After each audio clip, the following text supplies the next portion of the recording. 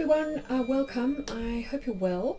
I'm doing the one of my forecasts for the upcoming eclipse season a little bit early.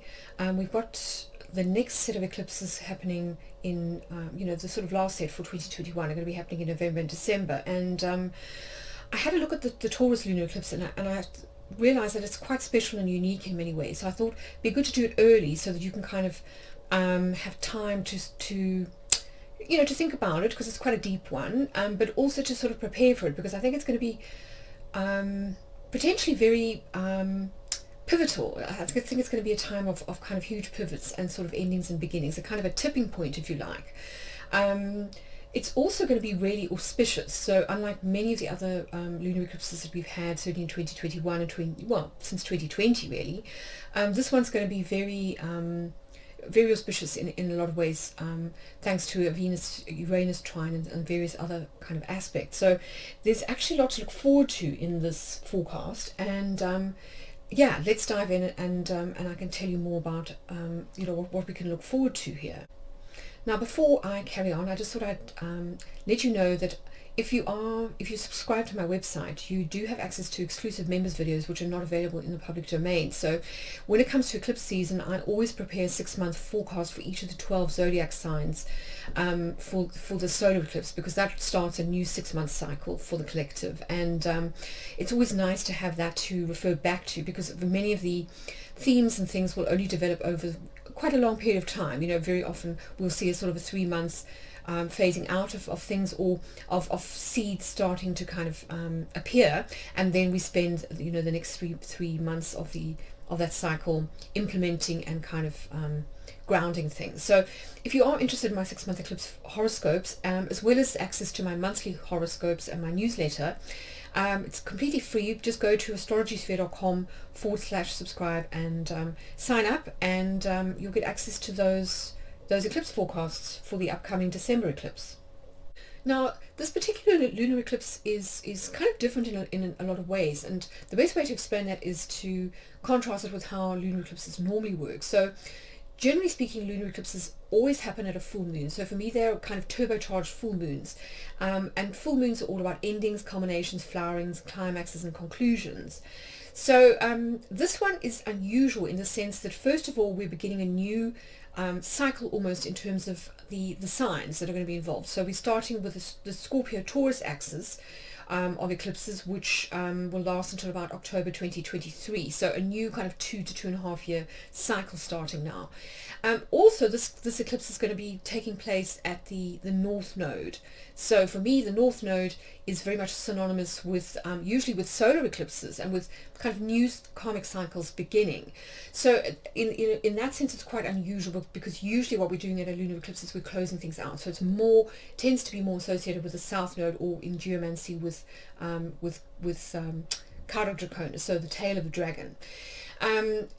So slightly unusual. I mean, we might find that instead of kind of closing something off, that we find that that actually something that we've been working on for the last 6 months finally comes to fruition or kind of manifestation. So maybe an intention that you planted, or some work that you've been doing on yourself, finally starts to kind of pay off, and you really start to kind of reap the benefits. Now, this eclipse also, the last time we had lunar eclipses in these signs was around about August 2008. So you might want to think back to then, as well as November 2003. Those were the last time that we had lunar eclipses in the Scorpio-Taurus axis. So there may be links to those periods in your life, at this time. So just something to kind of like think about. But yes, full to waning crescent moons, generally speaking, are about harvesting, flowering, reaping rewards, sharing and disseminating knowledge, wealth and gifts. So as I say, I do feel as though we're kind of reaching almost a kind of a tipping point, but this could also be a sort of a flowering, if you like. If we think back to that strong kind of image of flowering that we started to get at around about the Sturgeon moon, and then kind of culminated in those lovely Venus-Jupiter aspects that we had in kind of early September. I kind of feel as though this lunar eclipse has the potential to continue that theme, and also we'll see quite strongly that there's this very strong link to the Oroboros kind of image, that an ending is also a beginning. So there's kind of coming full circle, but then also, you know, beginning something new kind of going on here. So yeah, just something to think about. Now, in terms of kind of overall themes, we're dealing with fixed kind of earth and water, because of course we're talking about the sun and the moon being on opposite sides of the earth, and this is what creates an eclipse essentially, is the rays of the sun kind of shining onto the earth, and then that shadow being reflected onto the moon, so you get that kind of blood color.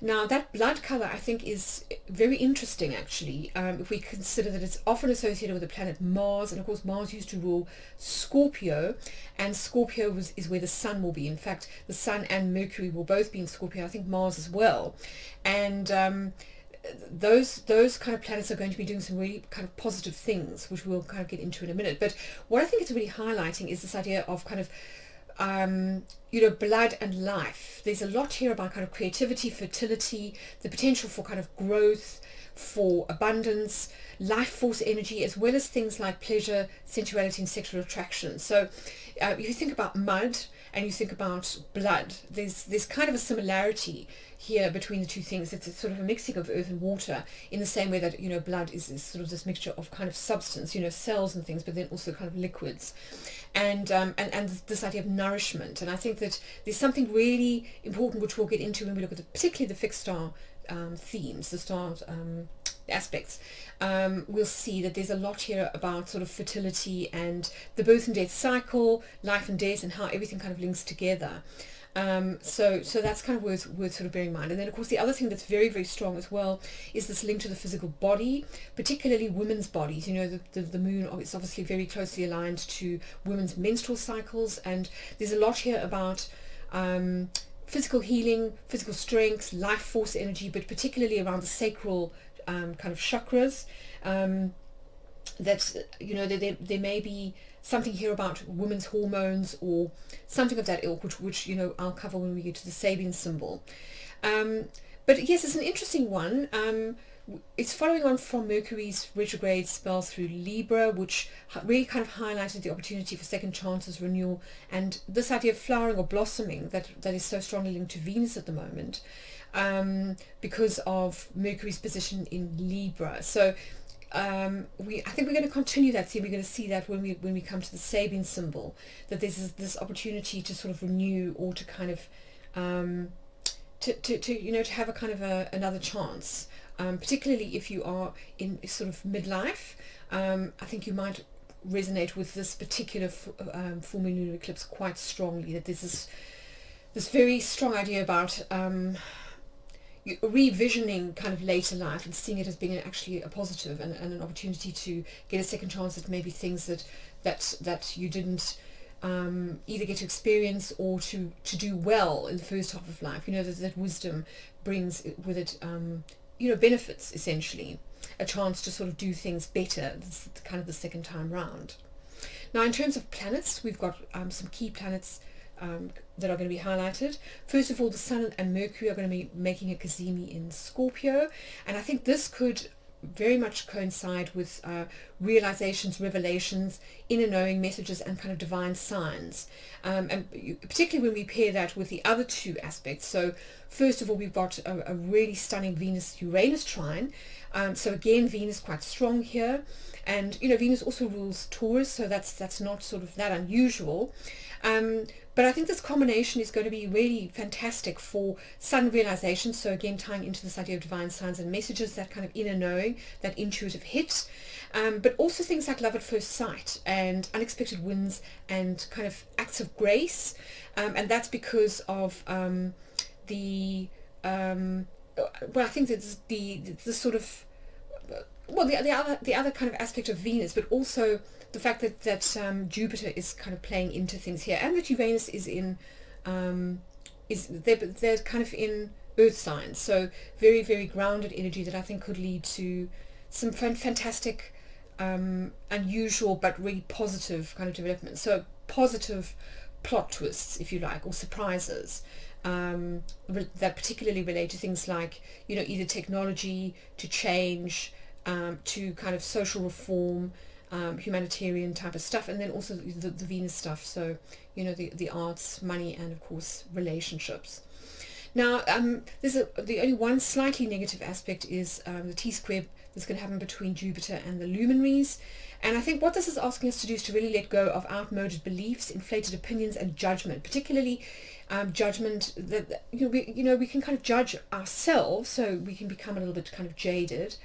But I think we can also get to a point where we lack empathy, and we find it difficult to be kind of vulnerable, and that can very often put us into a position of unfairly judging others. So there's a lot here about letting go of what's not serving you in terms of your paradigms or your kind of outlook on life, and I think to replace them with something that's a lot more positive, particularly with that Sun Mercury conjunction. I think we're going to have aha moments essentially where we realize that something really wasn't serving us, and we will replace it immediately with something that's a lot more healthy and kind of beneficial. So as I say, lots going on, but quite positive stuff.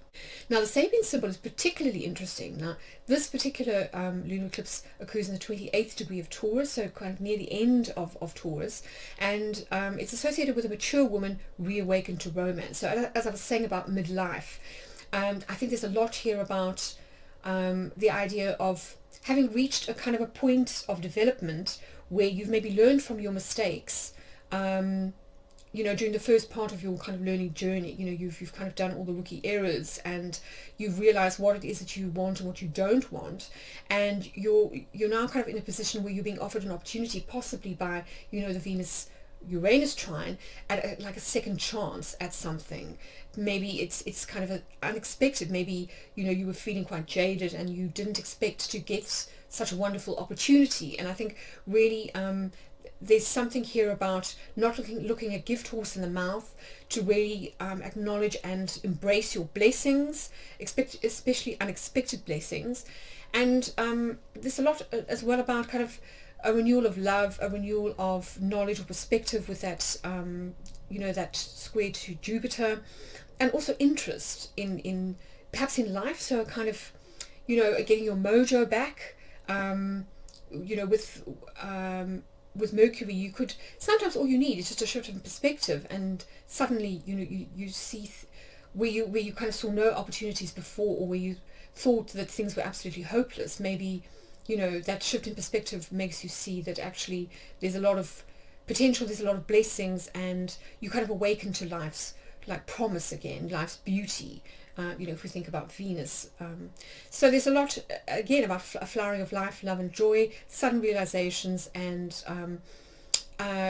also opportunities that may have kind of passed us by before getting a second kind of crack at the whip, which extends that theme of Mercury retrograde in Libra.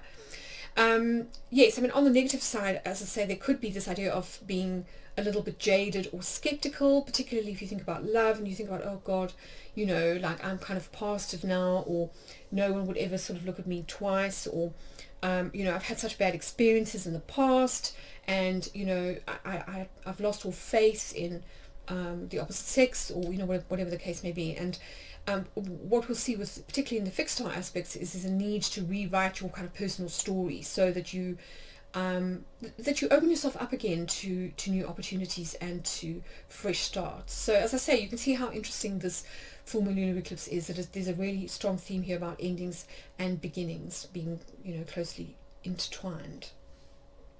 So as usual, I've prepared a little cheat sheet for you so you can see where this lunar eclipse is going to fall in your chart. So again, this is a full moon lunar eclipse, so we are talking about the sun and the moon. So you're looking at two houses that are going to be balancing each other out. So, for those of you who haven't listened to my forecast before, essentially find the sign that is your ascendant, so your rising sign, and then look to the opposite sign kind of across the way, and this will give you an idea of where the sun and the moon will be at the eclipse. So if, for example, you have Taurus rising, then the moon is going to be in your first house of self-expression, physical appearance, health, and so on, and the sun is going to be in Scorpio, so it's going to be in your 7th house of significant others, spouses, romantic partners, business partnerships, and so on. So yeah, that's the way to kind of read this. But anyway, I'll leave you to pause the video and peruse this at your leisure, and I'm going to continue with the forecast. here we have the chart for the upcoming partial lunar eclipse in Taurus, and we can see that it happens on the 19th of November 2021 at around about 9 a.m. GMT, so that's set for London, so Greenwich Mean Time. Do check your area through something like timeanddate.com to make sure you've got the right time locally. But essentially we've got the Sun and Mercury in Scorpio on one side of the Earth, and on the other is the Moon in Taurus, and we can see that they're making this T-square to Jupiter here in Aquarius, so a fixed T-square essentially, this red triangle, and this is considered to be often a little bit stressful. It's a hard aspect. It's made up of an opposition and two squares, so it tends to bring about a bit of friction. And as I say, I think Jupiter being in the sign of Aquarius, I think really what we're being asked to do is consider where we might have slightly unrealistic expectations. Maybe our ideals are set a little bit too high. So in the context of the Sabian Symbol, for example, it could be that we have this kind of like tick list of qualities that we want in a romantic partner if we're single. And this person has to meet like 100 criteria of like everything from what they look like to the fact that they must, I don't know, enjoy like I don't know, whatever your favorite food is, or whatever. So we can sometimes sort of create for ourselves these kind of rigid almost structures, with these belief structures, or these sort of paradigms, if you like, that can sometimes restrict us or create something that is a little bit too kind of fixed, I suppose, is what I want to kind of say.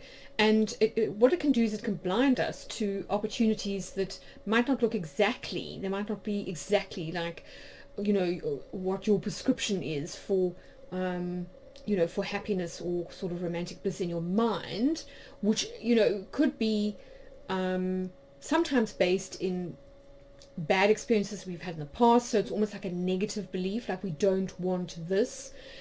Or it could be that that we're slightly, leaning towards like a romantic novel or something, where our expectations are somewhat like unrealistic.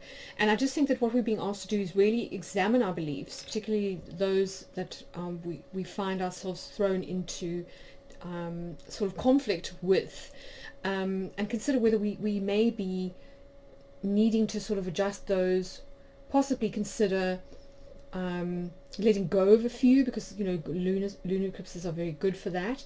But equally, it could simply be that we need to kind of just loosen the sort of it's almost like ice. If you think about Aquarius as being Saturn in the sort of the air kind of element, it's very cold air and it can freeze things.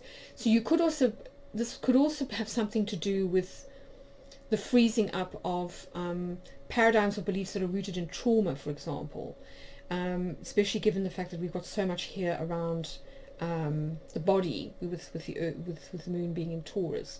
So that it might be that you've developed certain defensive beliefs around something because of a trauma, an early trauma, or a bad romantic experience, or something of that nature.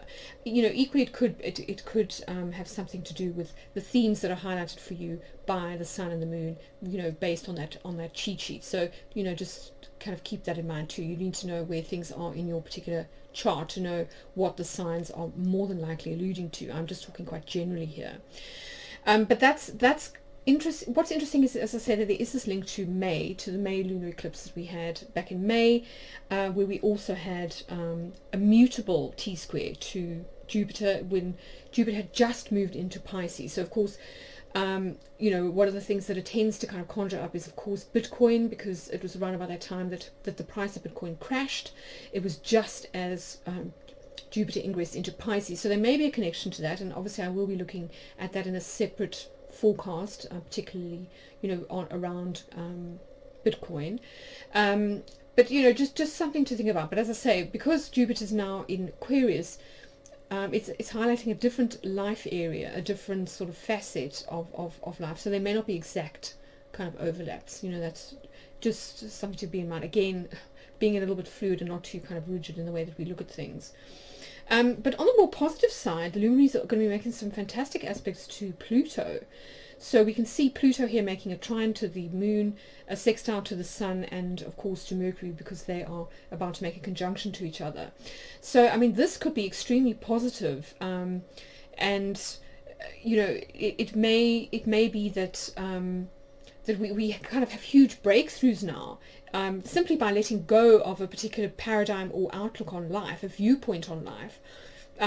We might find ourselves undergoing quite deep healing, because Pluto is associated with healing and with kind of regeneration. So it's very, very possible, given the links to the luminaries, that on some level we may either have a kind of a mind-body healing of some kind. So I'm thinking again that this may have something to do with trauma, because again Pluto can sometimes be about abuse, control, manipulation, sexual violence, that kind of thing. So it could be that we have this healing now as a result of what happens at the full moon, and or by deciding to make a change, because Pluto is also very much associated with kind of quite dramatic changes or decisions, and it's in the sign of Capricorn, so it may be to do with a lifestyle. It could be some kind of structure in our lives that we decide to really sort of either shift dramatically, or again sort of let go of. There could be a sort of a kind of a purging happening, but I do feel quite strongly that it probably has something to do with a kind of a healing or a repair, or a sort of a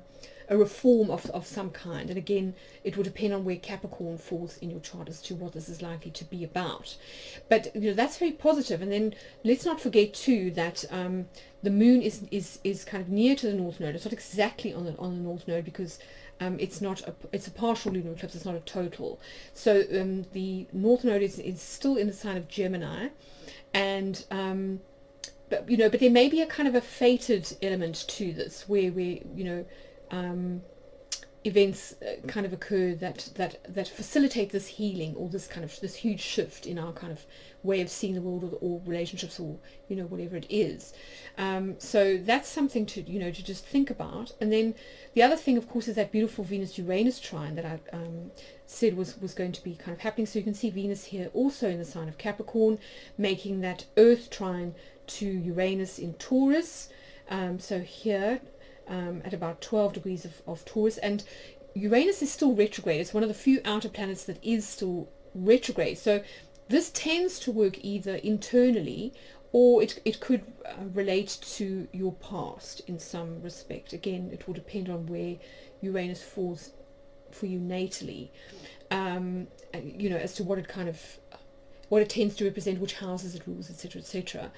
But I do feel as though this is this huge breakthrough potentially, because certainly with Uranus, there's always the potential, when there's a positive aspect to it, to have a kind of a breakthrough, to have a sort of a positive tower moment, if you like, this kind of breaking through, this sudden aha realization, this lightning bolt kind of happening. And combined with Venus, it could, as I say, have something to do with either money, creativity, or relationships. Those are the usual sort of things that Venus kind of rules. But again, look to where Capricorn is in your chart.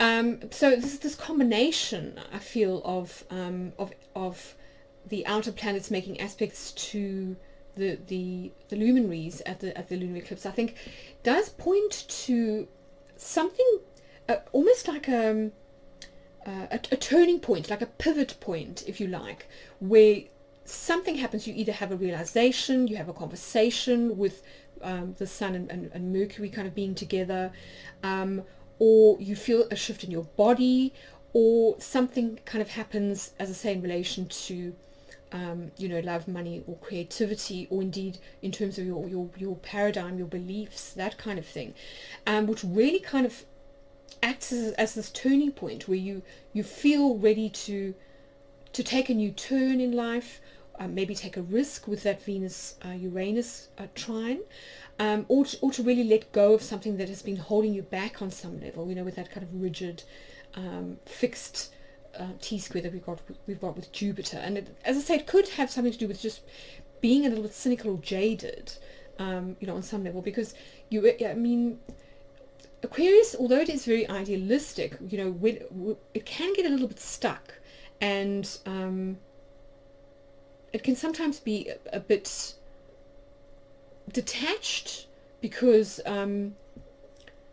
it's a kind of it's an air sign, so it isn't always that sort of in tune with our emotions. Emotions being associated with water in particular.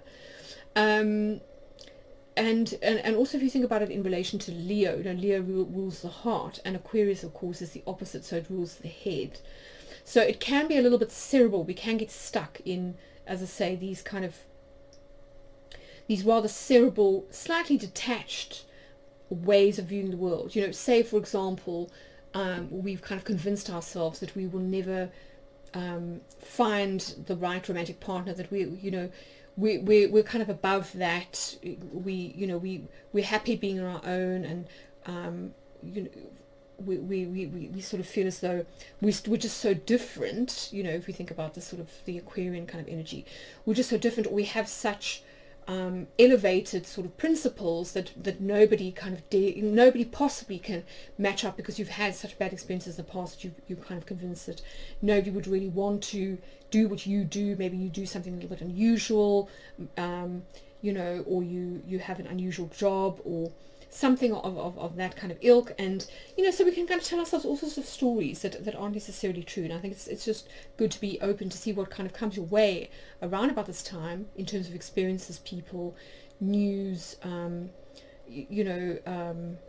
snippets of information, etc., and just to see what it sort of brings up for you, because you might be quite surprised at what it turns out to be. But as I say, a very interesting combination of planets, and that Sun Mercury conjunction, also very, very interesting. In fact, most of the energy around Scorpio is actually very positive. If we look here, Venus is also approaching a sextile to Mars here, and of course Venus and Mars are the two romantic kind of counterparts. So this could be the blossoming of a new romantic relationship, certainly.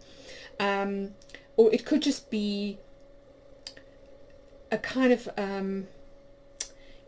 getting the sort of the life force juices going again, where we fall back in love with our life, where we suddenly feel a renewal of get up and go. Maybe we get our mojo back.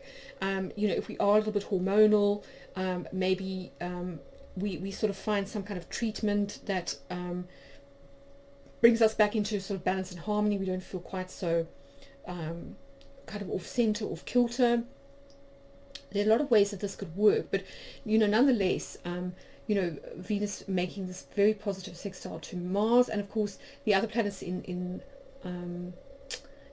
Scorpio are the Sun and Mercury, and they are making fantastic aspects, coming off of a trine to Neptune, and also to these wonderful sextiles to Pluto, which is of course the ruler of Scorpio. So it does bode very well, I think, particularly if you are a Sun sign Scorpio, or you have Scorpio placements. I think it's going to be very, very positive. But that's not to say that if you've got stuff in Taurus that it won't be either, because of course the moon is exalted there. So there's lots that's really positive about this lunar eclipse, and I think, as I say, it's going to be more about a kind of a flowering or a blossoming, some kind of pivot point where maybe our life goes off in a much more positive direction, maybe more than we could have expected, because with eclipses there can sometimes be the surprise element, which I think is again being emphasized by Uranus, which is of course the planet of surprises and plot twists. So yes, I think lots to sort of to think about, but I think also lots to be optimistic about, which is great. Now, in terms of fixed star aspects, we've got a really interesting sort of conjunction happening between the moon and the fixed star called Algol. Now, Algol is interesting because it forms part of the constellation of Perseus, which is of course the hero. So we could see him as kind of a Marsian character, the sort of the romantic suitor. But it happens to be, if we have a look here at the sort of the constellation, it's actually centered in the head of the Gorgon Medusa, which Perseus has decapitated. There's the story of how You know, the Gorgon Medusa was a mythical monster who used her head to turn enemies to stone, and Perseus managed to sort of trick her into he managed to kind of get close to her, and then he beheaded her, and so, you know, in the constellation he's actually sort of holding her head. And of course, the Gorgon Medusa is supposed to have had like snakes for hair, and you know, we can see this as being that, you know, the side of the feminine when it gets sort of rigid and it becomes again like cynical or kind of full of rage, or very intimidating, and can kind of turn men to stone, like with her kind of, with her gaze, or with her sort of what's the word, you know, with her sort of less estrogen filled dispositions, shall we say. You know, the middle-aged woman is a very different beast to a young woman. Is sort of in the full flush of her kind of hormones, particularly estrogen, which tends to make people very cooperative and can sometimes also soften or kind of make us a little bit sort of, you know, idealistic. We're kind of pre-programmed to cooperate, and so, you know, it could very well here be about you know, the sort of middle-aged woman who's become a little bit cynical, particularly when it comes to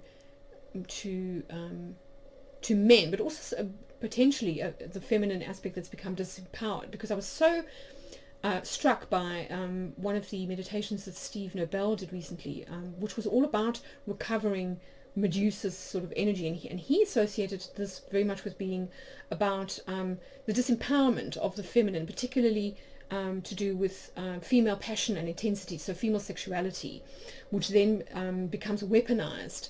And of course, if you think about sexual violence, how that kind of traumatizes people, it's very easy to then you know, end up in this kind of rigid place of fear or of rage, where, you know, you're not really sort of open to sort of viewing the masculine in a kind of positive light because of what's happened to you.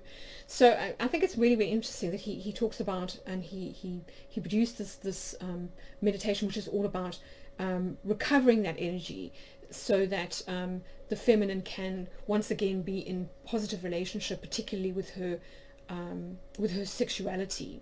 So in that sense, it's also quite interesting that it's associated with Lilith, and of course, you know, Black Moon Lilith for me in the astrology is the dark side of the moon. So this could also, I mean, if you think about Lilith in the sort of the myths, she was the first wife of Adam, and of course she loved sex, and there's a lot about her sort of being demonized, turned into a demon because of that.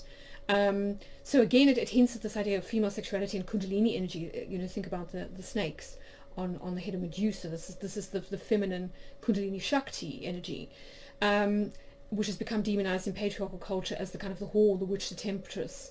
You know, synonymous with the snake in the Garden of Eden. So really, with this particular energy, and given all this emphasis on kind of Taurus Scorpio energy, which is of course also very rooted in life force energy, you know, the sort of the fecundity of nature on one hand with Taurus, and then the sexual energy that we have with Scorpio. So you combine that with the moon, and I think what we're talking about here is a need to rewrite or to overcome stories around personal tragedy, particularly when it comes to love, sexuality, and that kind of thing. So, you know, love always ending badly, cursed relationships, or disempowerment around sexuality as a result of trauma like rape, you know, sexual violence. So I think that if we think about that positive Pluto energy, there's a real opportunity here to heal the body and the mind from sexual violence or trauma. You know, so something that occurred to me, and in fact, a little bird reminded me of this actually, is that the winged horse Pegasus was born from the blood that flowed when Medusa was decapitated by Perseus. And it's so interesting because it really makes me think of the kind of fight or flight response that you get with the kind of Medusa Pegasus combination, and that is so strong, in people who have had some kind of trauma and who get kind of triggered. So we can get sort of stuck in that sort of rigid energy of fear, and kind of oscillate between fight or flight until we find ways to to sort of address and heal whatever that wound is. And I think there's a real opportunity at this lunar eclipse and in the 3 to 6 months that follow to be able to do that. So that's something to think about. And also, as I said, the moon is in Taurus, which is very associated with physicality and with hormones, rites of passage like menopause and puberty, which again keys into Black Moon Lilith. For me, she's very much associated with the sexual wounds and hang-ups that we can acquire around puberty. So there may be something here that is about a physical healing of some kind. And of course, it's also connected to the idea of Tantra. Kundalini Shakti sort of goes up the central channel in the chakra system to unite with Shiva in the crown. So there may be something here too about revelation or kind of spiritual experiences happening. If we think about that Mercury Sun Cazimi, there may be some kind of awakening happening in the sort of energetic body.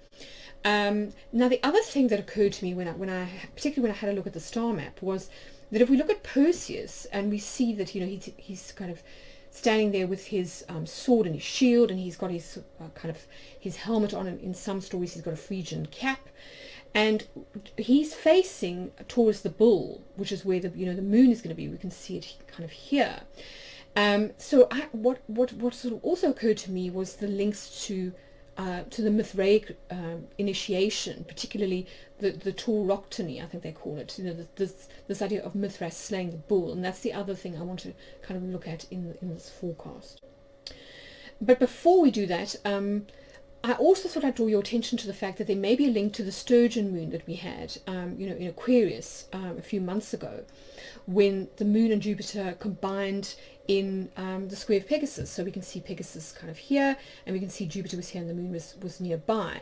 So the two were kind of in very close association with Pegasus. And as I said at the time, Pegasus for me, particularly if we consider the Babylonian constellations, that Aquarius, for one thing, was called the Great One, and he was watering the field, which is the square of Pegasus. So as I mentioned at the time, Pegasus, particularly if we think of the square of Pegasus in relation to the I Ching, it's associated strongly with hexagram 2, which is of course the divine feminine. It's also called the field, and sometimes it's known as the mare. So this is the female equivalent of Pegasus, if you like. And what kind of occurred to me was that it seems to be reinforcing this idea of somehow there's something that kind of took flight, or that maybe left us. If for example we had a lot of disassociation around our body, perhaps due to some kind of core wound, that perhaps now there's an opportunity here to potentially sort of heal that, to kind of ground it back in the sort of the earthly domain. Because of course, if you think about the square of Pegasus, it is literally a field that's being watered by the jugs of Aquarius. So we are talking about a field of crops. So again, this idea of Taurus energy being so, and this fecundity of nature, and particularly of Mother Earth. So somehow, I feel that this is linked to this idea of healing the feminine that we're getting with the moon and Algol. So you might want to go back and listen to the forecast that I did, particularly the fixed star aspects that I discussed, back for the Sturgeon moon, and just see whether you see any parallels with whatever happens to you around about that time, because there may well be some important kind of links there. But now the interesting thing about Pegasus and the myth of Medusa, as I said, is that from the blood of Medusa's decapitated head, Pegasus was born. And Pegasus, Pegasus as a sort of an archetype is very interesting too, because it, as much as sort of Medusa was weaponized, she was weaponized by Zeus. She was weaponized by Perseus, who took her head and sort of kept it in a bag, and then I think he showed it, he sort of took it out and he showed it to his enemy and kind of turned them to stone. So in that sense, you know, he kind of weaponized her gaze.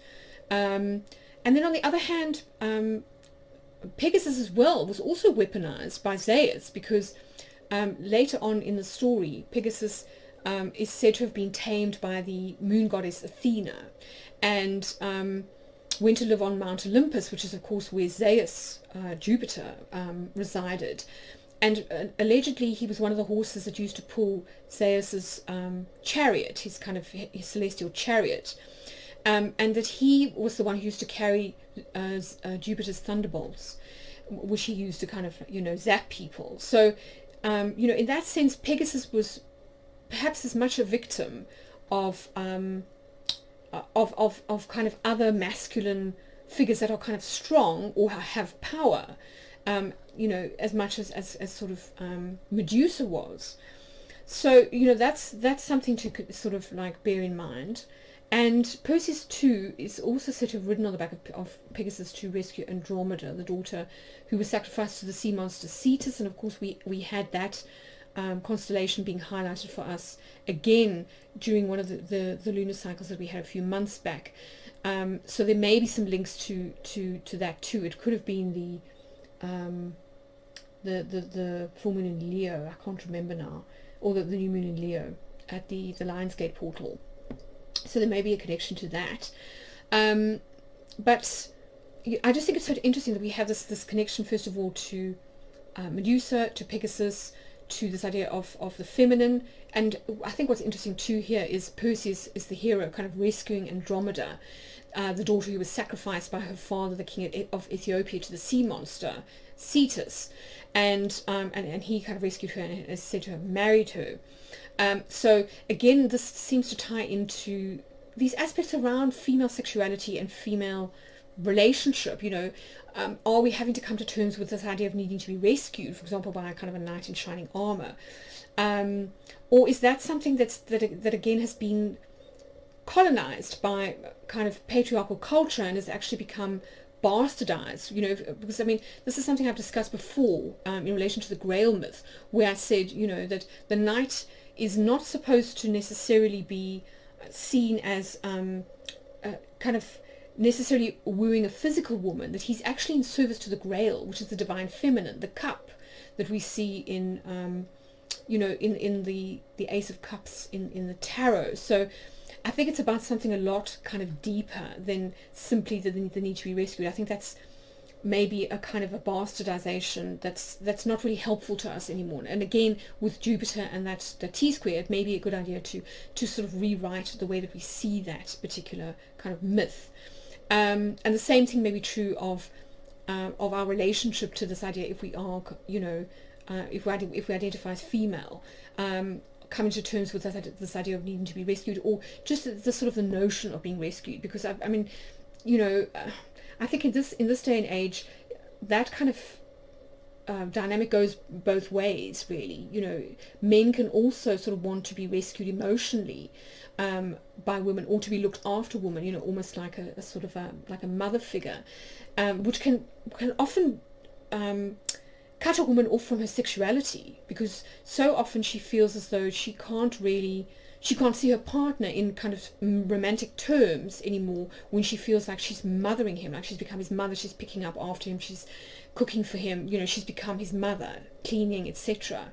So I think this is a really, really rich topic to kind of delve into if these themes get sort of activated for you at the upcoming you know, lunar eclipse. It could just be as simple as you know, considering our relation to sort of domesticity, to food even, because of course that also ties in strongly with kind of body image and in turn with sexuality. So this is such a rich topic, and really one I think worth kind of sitting with over a long period of time to see, you know, what kind of comes out. But very, very, very rich material, I think, kind of going on here. The other thing that occurred to me, of course, was Pegasus actually feminine? You know, with this idea of gender fluidity and the idea that Pegasus was also sort of weaponized. If you think about nature and the way that we've kind of seen nature as something, a resource that we can just sort of use as and when we please, and not really consider, have any respect for, or feel that we sort of need to live alongside or consider. There may be something in the sort of the Pegasus kind of idea that resonates there. And of course the other thing is, as the winged white horse, for me Pegasus is also very much associated with freedom, with flight, and with hope, so it may be that there's a link here between Pegasus and the more kind of hopeful side of us, the slightly innocent side of us that tends towards optimism, that somehow become very cynical because of negative Jupiter experiences, with that T-square. So there's so much in here that I think is worth kind of considering and sort of sitting with, to see, if something kind of resonates for you. But getting back to the archetype of Perseus, and of course the combination of Taurus and Scorpio, which is being highlighted for us at this lunar eclipse. What I find so fascinating is, as I say, if we look at the star map, we see that Perseus is very close to, and he's facing the bull of Taurus, which seems to be kind of fleeing from him. I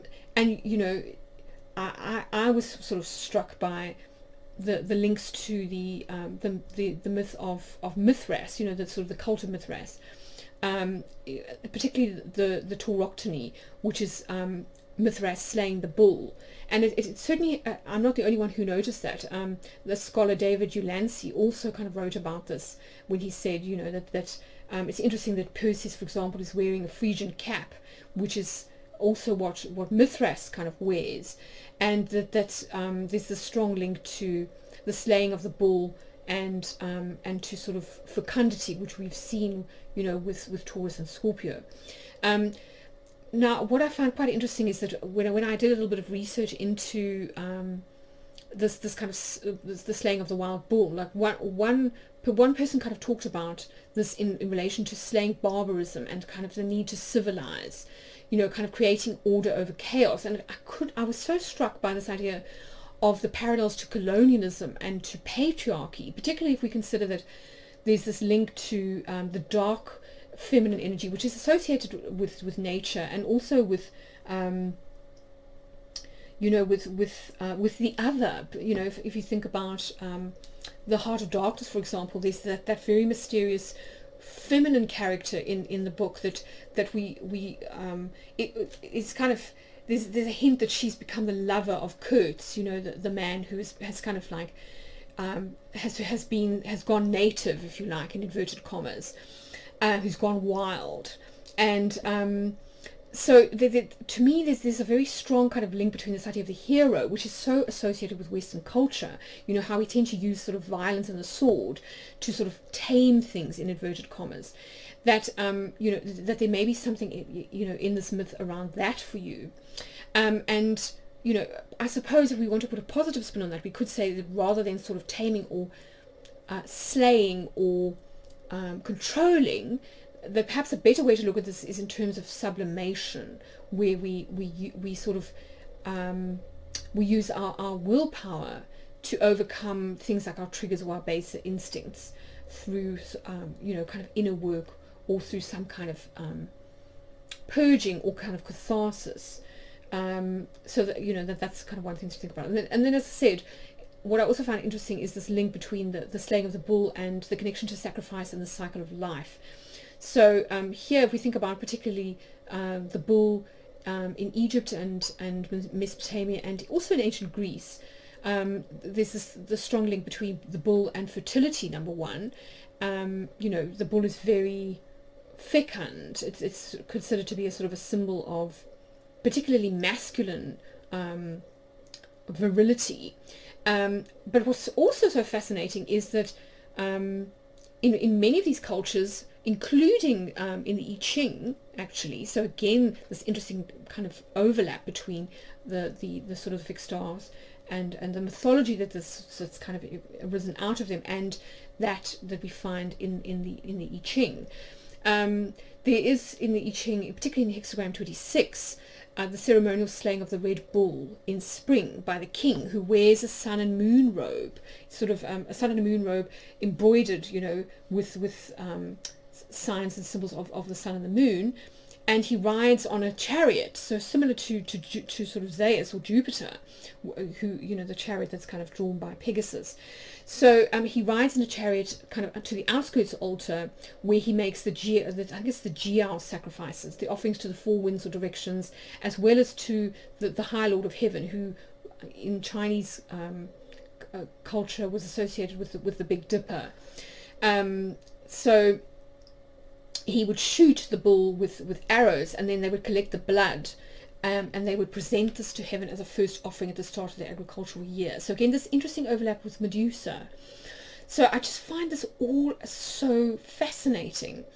And I think that, if we consider the timeless link between animal sacrifice and agrarian fertility, we can see how this could also kind of key into the idea of the circle of life, or the circle of the year, the zodiac, which is, the particularly in tropical astrology, Western tropical astrology, this is the sun going through kind of round the earth, and sort of going through the equinoxes and solstices, which mark the seasons, the start of every season.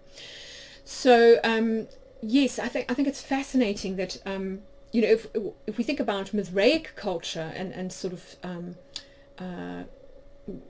symbology, we also have this interesting link with the Tauroctony, because when the bull is dying, very often in depictions of the Tauroctony, its body began to produce miracles. So from its stabbed spine grows wheat, from its dripping blood grows grapes, and of course wheat and grapes are certainly during the sort of the Hellenistic period and kind of coming out of the Neolithic, were the sort of the base ingredients for what we might consider to be the more civilized products of bread and wine.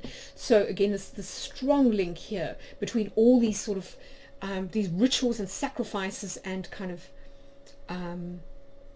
themes that I just find so fascinating. And of course, again, if we think about the zodiac and the wheel of life or the wheel of the year, we also kind of get a link to the snake, the Oroboros, the cosmic serpent that is kind of eating its own tail, and links to the head of Medusa. So the strong link, and again, something that Steve reminded me of in that meditation about Medusa is that he pointed out that the snake was a kind of chthonic symbol of the earth, and it was associated with the feminine before it became sort of demonized by particularly sort of around the period of kind of Christianity, when the feminine was became kind of disempowered. And so again, there may be some connections to that. But Roger Beck, who's a big sort of expert on kind of Mithraic symbolism and ritual, he kind of wrote that the divine feast follows from the bull killing is assured by the fact that it was served on the hide of the slaughtered bull, and its depiction on the reverse of many Tauroctony reliefs shows that it could be rotated. So there's this link to the Oroboros and the divine feast, and also to the signs of Scorpio and Taurus. If we think about, as I said, the fact that Scorpio is associated with sexual energy and Taurus is associated with the fecundity of nature, that there's this strong link to all of these things, that it's about this renewal of life, kind of death and rebirth. Scorpio is associated with death, and Taurus with the sort of the greening that happens in kind of late spring, that will then that is so much associated with the sort of fecundity to come in the autumn of crops and so on. So super interesting stuff. So I thought I'd include this quote for you here by Andreas Weber, because it made me think so strongly of this kind of Taurus Scorpio kind of opposition, this polarity, and the idea of the divine feast. So he says, every individual at death offers itself as a gift to be feasted upon by others. In the same way, it received its existence by the gift of sunlight. There is still a largely unexplored connection between giving and taking, in which loss is the precondition for productivity. So I think that's such a beautiful way of kind of revisioning, any kind of loss or trauma we may have had in the past, and really kind of seeing it as sort of part and parcel of a kind of a cycle, an alchemical cycle of kind of death and rebirth, in which, sometimes difficult traumatic experiences can often trigger us into an awakening. It triggers us into that kind of degrado, that death experience, which then ultimately leads to a kind of a rebirth. And sometimes that is necessary in order to sort of to kind of move to a higher level of awareness, to sort of die to our ego or whatever it might be. So I think it's such a beautiful way of kind of revisioning that process, and of seeing it not as sort of loss, but as of giving a kind of a generosity that that in turn kind of provides something for others, that sometimes also through our own difficult experiences we produce great riches, in terms of lessons and wisdom that we can kind of pass on to others, like once we've healed from that particular scenario. And isn't it interesting that in the Tauroctony as well, at the bottom, very often